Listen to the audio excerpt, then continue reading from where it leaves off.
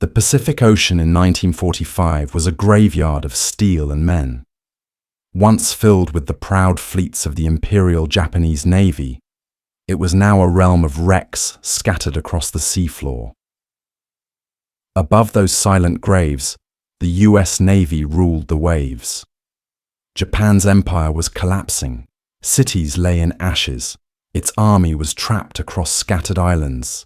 Yet, beneath the waves, one weapon of the rising sun still stalked the sea, the long, slender shape of the submarine I-58. Commander Mochitsura Hashimoto, a career naval officer, stood in the conning tower of his boat.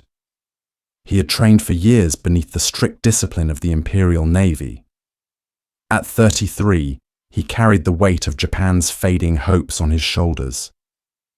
By July 1945, the war had turned hopeless, but Hashimoto still believed in his duty to strike back at the Americans, to make every patrol count. I-58 was one of the few modern submarines Japan still possessed.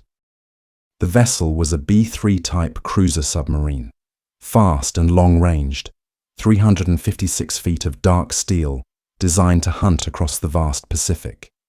It carried 6 forward torpedo tubes and could even launch Chiton, manned suicide torpedoes, though Hashimoto preferred to rely on his skilled crew and conventional weapons. His men were weary but loyal, bound by the Bushido spirit that had guided Japanese sailors for centuries. In the dying months of the war, they were part of a final, desperate effort to strike American ships near the Philippines. Hashimoto's orders were simple: patrol the seas between Leyte and Okinawa, where American convoys passed. Japan's surface fleet was gone. The submarines were its last remaining predators, yet the mission carried a heavy shadow. By mid-1945, US sonar, radar, and aircraft had made submarine hunting deadly. Most Japanese submarines that ventured out never returned. Still, the men of I-58 accepted their fate quietly, performing their routines in the humid steel tube that was both their home and coffin. Far away, another ship was moving swiftly through those same waters, the American heavy cruiser USS Indianapolis, CA-35. At that moment, her crew had no idea they were about to step into history. The Indianapolis had just completed a mission so secret that almost no one aboard fully understood it. The ship had delivered the uranium and critical components for a new kind of weapon, the atomic bomb, Little Boy, to the island of Tinian, where US bombers prepared for what would soon become the Hiroshima strike. On July 26, 1945, after completing the delivery, the cruiser left Tinian for Leyte to join other ships. She sailed alone, unescorted, through waters known to be dangerous. It was a routine movement, or so it seemed. Captain Charles B. McVeigh III, a calm and seasoned. The Pacific was vast, and no one expected trouble this close to the war's end. But fate had already set its course. That same evening, as the sun sank behind a haze of red and gold, I-58 cruised silently on the surface. The submarine's diesel engines rumbled softly as lookouts scanned the horizon with binoculars. The sea was calm, almost peaceful, an illusion that masked the coming storm. Inside the control room, red lights glowed faintly as Hashimoto plotted his patrol line. He had received a report earlier in the day about a possible American convoy, but had found nothing. Now, he decided to continue north, hoping to intercept a target before fuel ran too low.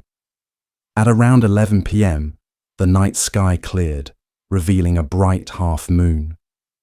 Hashimoto climbed back to the bridge and peered through his binoculars. The sea shimmered in silver light. Then one of his lookouts stiffened.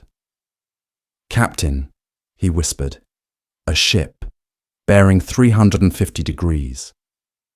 At first, the faint silhouette could have been anything, a merchant, a destroyer, or perhaps an illusion of moonlight. But as the shape grew clearer, Hashimoto's heart quickened. The vessel was large, its outline unmistakable. 2 tall masts, a heavy superstructure, and a high bow cutting through the water at about 17 knots. This was no merchantman. It was a US warship. Hashimoto's instincts came alive. He ordered the crew to dive. Alarms clanged through the narrow corridors as men rushed to their stations. Valves hissed, gauges flickered, and the I-58 slipped beneath the surface with a whispering sigh. Depth, 30 meters. Speed, slow. The sonar officer began tracking the distant propeller beats. Steady, rhythmic, powerful. The commander's mind raced. He had only a few torpedoes left. Each shot had to count. From the periscope, the American ship looked vulnerable, unaware of danger. The sea was calm, visibility perfect, a hunter's dream. At 11:36 p.m., Hashimoto gave the quiet order. Prepare 6 torpedoes for firing. Inside the torpedo room, sailors worked swiftly, sweat dripping in the humid air. The weapons were Japan's deadly Type 95 oxygen torpedoes, fast and long-ranged, capable of tearing through steel with explosive fury. The firing solution was ready. Distance, about 1,500 meters. Speed, 17 knots. Bearing, 350. Hashimoto steadied the periscope one last time. Through the lens, he saw the silhouette of USS Indianapolis, glowing faintly in moonlight, oblivious to the danger beneath. He lowered the scope, inhaled deeply, and gave the command that would enter history. Fire, 1, 2, 3, 4, 5, 6, or the torpedo room of I-58 erupted in a hiss of compressed air. One after another, 6 silver torpedoes surged from their tubes, leaving white trails of bubbles that stretched into the black ocean. Inside the submarine, silence fell. Every man held his breath. The boat shuddered slightly as the last weapon left its tube. Now, there was nothing to do but wait. Commander Mochitsura Hashimoto lowered his periscope and listened. The faint hum of the American ship's propellers continued. 30 seconds passed, then 40. The seconds stretched like eternity. Suddenly, a muffled boom rolled through the water, then another, far louder. The submarine trembled under the shockwave. Hashimoto snapped the periscope back up. Through its lens, he saw a vision burned into his memory for life. A massive orange fireball erupting amidships on the American cruiser. A second explosion followed near the bow. Flames climbed into the night sky as the silhouette of USS Indianapolis lurched violently to port. He whispered to himself, "Hit! Target! Hit!" The men around him exhaled in relief and awe. Their torpedoes had found the mark. Above the waves, chaos had erupted. On board the Indianapolis, sailors were thrown from their bunks as the first explosion ripped open the forward section. Another blast tore through the fuel tanks and ammunition magazines. Fire raced through the passageways, devouring everything it touched. Captain Charles B. McVeigh III rushed to the bridge, the ship listing heavily. He didn't know what had struck them. Many thought they had been hit by aircraft bombs or a magazine detonation. The lights flickered, then died completely. The Indianapolis began to roll as seawater poured through gaping holes in her hull. The order went out. Abandon ship! But the vessel was dying too fast. The deck tilted, throwing men into the sea. Within 12 minutes, the proud cruiser that had once delivered the atomic bomb parts to Tinian was gone, swallowed by the dark water of the Philippine Sea. Around 900 of the 1,196 crew managed to escape the sinking. Many had no lifeboats or rafts. Only a few had life jackets.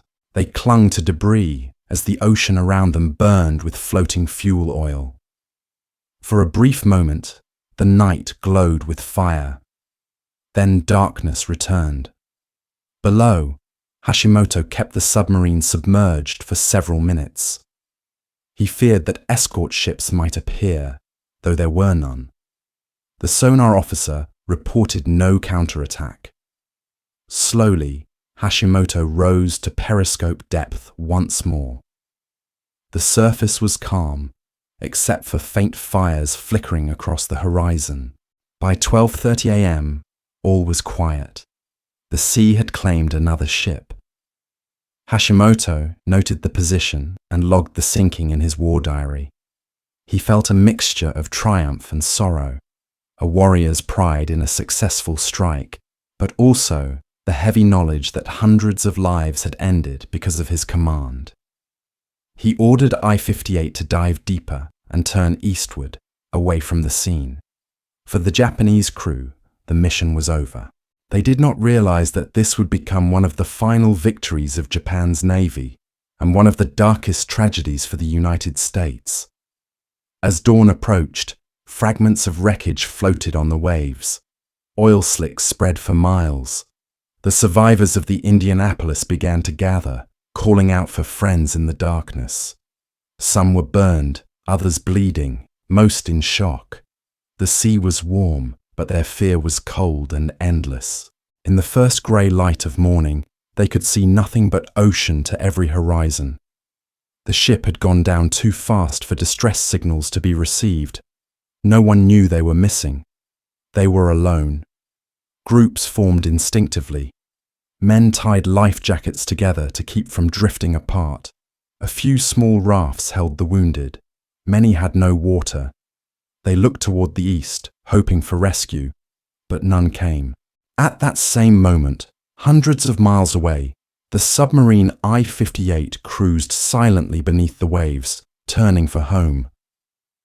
Hashimoto's crew was exhausted, but proud. They didn't know what ship they had sunk, only that it was a large American cruiser. In his logbook, Hashimoto wrote a single line. Succeeded in sinking enemy cruiser of about 9,000 tons. He could not have known that his torpedoes had struck the USS Indianapolis, fresh from delivering the atomic bomb that would soon destroy Hiroshima, his own homeland city. Fate, it seemed, had woven tragedy into both sides of the story. As the sun rose over the Philippine Sea, hundreds of American sailors clung to life amid oil, debris, and the faint smell of death. The calm waves shimmered as if mocking their desperation. None could have imagined that their ordeal had only begun. Their nightmare would last 4 endless days. The men of USS Indianapolis drifted into a living nightmare. By the time dawn broke over the Philippine Sea, they were alone on open water, hundreds of miles from help. The ship had vanished, leaving only debris and oil slicks behind. There were no life rafts for most sailors. Most had only a life jacket or floating wreckage to cling to. The sun rose hot and merciless. Sailors were already dehydrated, their mouths dry and tongues thick. Cuts and burns from the explosions and debris made simple movement agony. Some tried to tend to the wounded, but there were no supplies. Only water and food could save them, and there was none. As hours passed, the reality sank in. They were alone, drifting in an indifferent ocean. Fear settled over them like a suffocating blanket. Every sound, the slap of a wave, a distant bird, or the whisper of wind, felt like a prelude to disaster. Above all, there was another terror: the sharks. The warm waters of the Philippine Sea were home to a large population of oceanic whitetips and other predators. Soon they appeared, circling, attracted by the scent of blood. Sailors clung to wreckage as attacks began, screams echoing across the water. The men called it the shark swarm. It was relentless. Some tried to form small groups, linking arms to appear larger, but the creatures were cunning and fast. Panic was constant. Some lost hope and simply let go, sinking silently into the depths. Others swam frantically, adrenaline keeping them alive, but at the cost of energy they did not have. Without food or fresh water, dehydration and heat exhaustion set in. Sunburn and salt sores covered their bodies. Sailors hallucinated. Some believed they saw ships on the horizon, only to find empty water. The cries for help became a monotonous chant of despair. A few tried to ration tiny supplies of rainwater collected in helmets or cans, but it was never enough. Leadership fell naturally to whoever could stay calm. Petty officers and junior sailors organized small groups, helping weaker men cling to life. They shared life jackets, supported those who had injuries, and did what they could to maintain morale. But by the second night, death was everywhere. By the third day, the survivors were few. Of the roughly 900 men who initially escaped, only about 400 remained conscious and capable of holding on. Their skin had burned and blistered, and eyes had become sunken and hollow. Every sound of a wave or shadow of a fin sparked terror. They prayed quietly or silently cursed their luck. The sea had become a relentless adversary, every hour a test of endurance. Meanwhile, the US Navy had no idea the Indianapolis was missing. No distress calls had reached command. Ships were focused on larger operations in the Pacific. Plane sightings of survivors were almost impossible given the remote location. Families and comrades had no idea of the unfolding tragedy. On the fourth day, a routine patrol plane spotted something unusual. Small, dark shapes bobbing in the sea. Observers reported it immediately. Rescue ships raced to the area. Helicopters and boats plucked survivors from the water. By the time all were accounted for, 316 men had survived, many of them near death. The rest had succumbed to sharks, exposure, dehydration, or injuries. The rescue operation was a grim reminder of the human cost of war and the unforgiving nature of the ocean. Survivors were taken to medical ships and hospitals, their minds and bodies scarred by the ordeal. The sinking of USS Indianapolis was immediately recognized as a historic tragedy, the single largest loss of life at sea from enemy action in US naval history. The survivors' testimony would later bring attention to the circumstances that allowed such a disaster to happen, from the ship's lack of escort to the failure of communication. The survivors of USS Indianapolis were airlifted to hospital ships, their bodies ravaged by the sun, salt, and fear. Many had lost fingers, limbs, and the will to speak. Psychologically, the ordeal left scars that would last a lifetime. For weeks, they relived the terror of the sharks, the burning wreckage, and the endless drift under a merciless sun.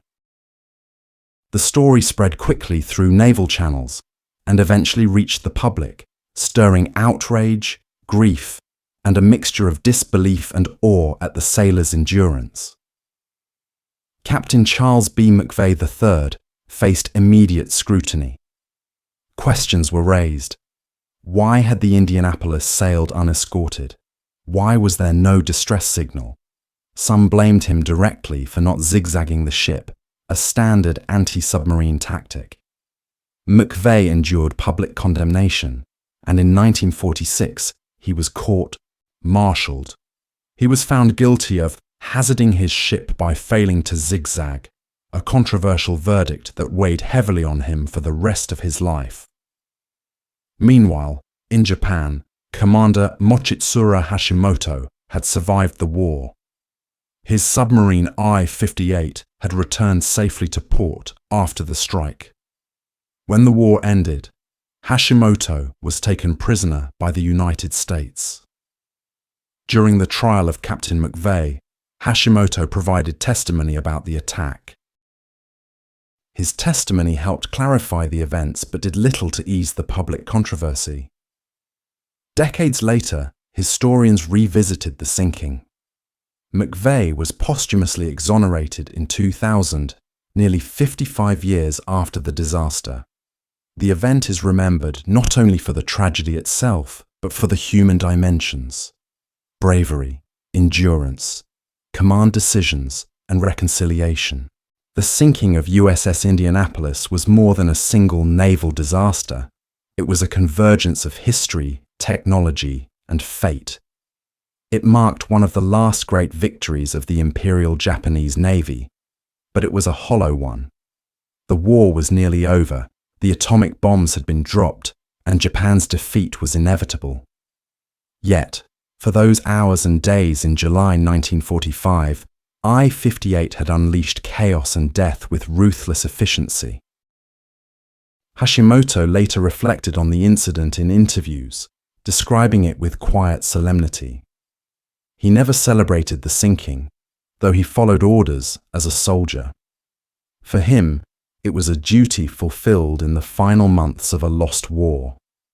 The human cost, he recognized, was profound.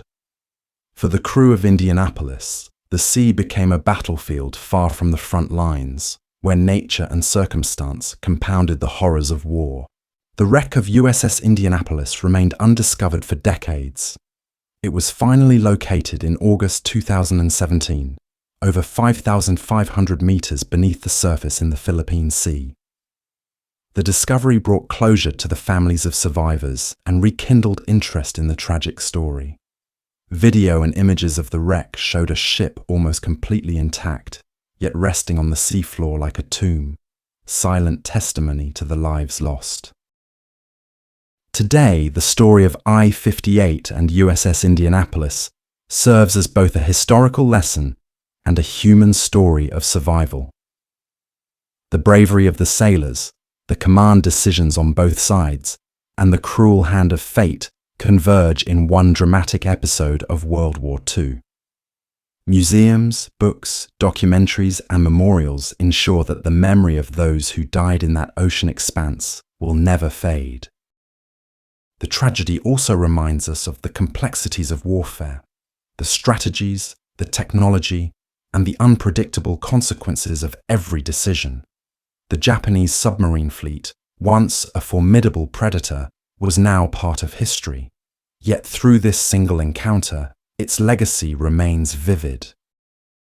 Even now, the survivors' stories echo across time: the terror of the night, the endless days adrift, the mercy of the rescuers, and the grim reminder that the sea is indifferent, yet every life in it mattered. The mission of I-58 was carried out with precision, but it left behind a legacy of suffering and endurance that continues to resonate.